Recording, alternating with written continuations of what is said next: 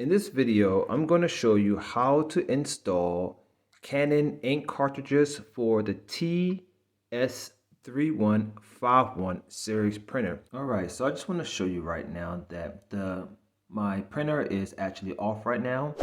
And since the printer is off, the compartment where the ink cartridge is stored in, it is actually pushed back. So you're going to have to turn your printer on, and then it's going to open up the department so you have access to pull your ink cartridges out. So I'm going to go ahead and turn my Canon TS3151 on real quick, and we can go ahead and see what I mean.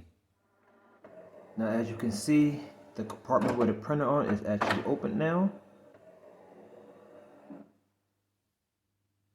Alright, so before you exchange or replace your ink cartridge, you want to make sure that you line up the correct ink cartridges. So we know that the color one is going to go on the left side and the black one is going to go on the right side.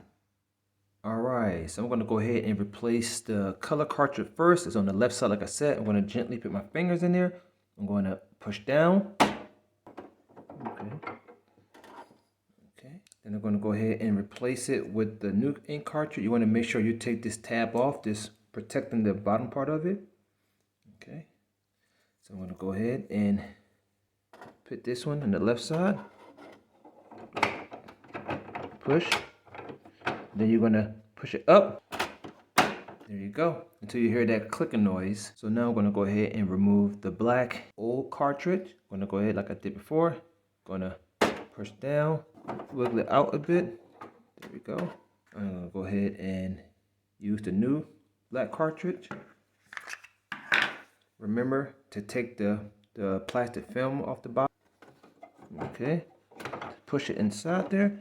Make sure you push all the way through and lift up till you hear a noise. And then the final thing you're going to do, you're going to go ahead and close the lid part. And that's how you install your ink cartridge.